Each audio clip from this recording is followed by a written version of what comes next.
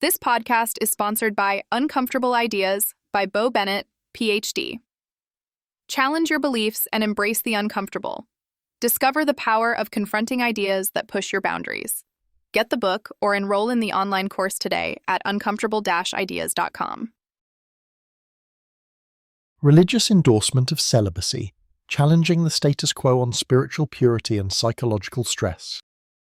Exploring the psychological stress hidden behind the religious promotion of celibacy as a superior spiritual state in this thought-provoking podcast episode. Religious endorsement of celibacy, is it really the superior spiritual path? You know, I've been thinking a lot lately about this whole idea of celibacy being promoted as some kind of ultimate spiritual achievement in many religious traditions. It's one of those topics that really makes you pause and question, and honestly, it can be uncomfortable to even bring it up. But hey, what good is a thought-provoking podcast if we don't challenge the status quo now and then? So picture this. Many religions put celibacy on a pedestal, encouraging followers to give up sexual relationships, sometimes even basic human intimacy, as a way to become closer to God, or more pure. It's presented as this higher, more enlightened state. If you're single and celibate by choice, you're often lauded for your spiritual discipline and strength.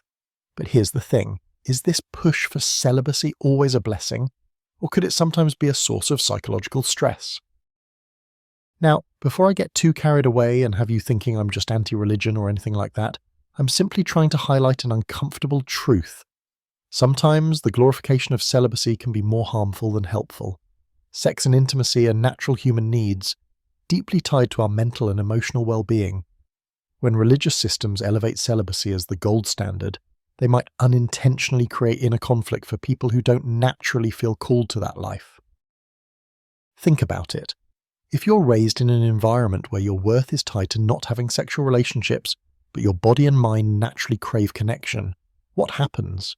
You could easily end up feeling like a failure or someone who's spiritually less than everyone else, and that, frankly, breeds anxiety, loneliness, or even guilt, all forms of psychological stress that no one needs. Plus, this doesn't only affect priests, nuns, or monks who often take lifelong vows of celibacy. It trickles down to lay people too, whether it's the idea of purity culture in certain religious communities or the assumption that avoiding sexual relationships makes you somehow holier. That kind of message can isolate people, especially young folks who are still trying to figure themselves out. There's also the question of why celibacy is so tied to spirituality in the first place. Is it because people have historically seen the body, especially sexual urges, as impure or distracting from the divine? That leads us into a realm where embracing discomfort and uncomfortable conversations really matter, questioning beliefs we've taken for granted for centuries. I recently came across the book Uncomfortable Ideas by Bo Bennett, PhD, and it's exactly the kind of challenge we need. The author encourages us to not shy away from offensive topics or those thorny issues that make us squirm. Understanding different perspectives without immediately defending the traditional view can help us see these spiritual claims through a more critical, healthier lens. Here's something worth reflecting on. Spiritual growth doesn't necessarily require rejecting natural human experiences. Could it be that a more integrated approach, and one that honors both the body and the spirit, might be more fulfilling? By blindly promoting celibacy as superior, religions might unintentionally dismiss or invalidate the complexity of human needs.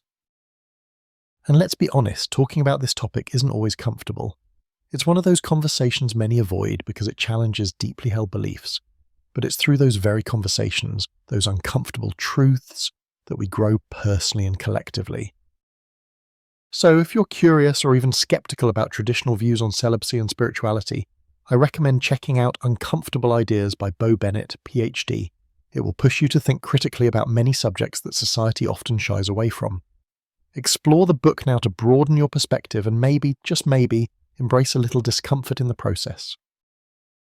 At the end of the day, whether you follow a celibate lifestyle or not, it's important to remember this isn't a one-size-fits-all prescription for spirituality. Sometimes challenging the status quo opens up healthier ways of understanding what it means to be spiritually whole, without ignoring the psychological stress that certain ideals might cause.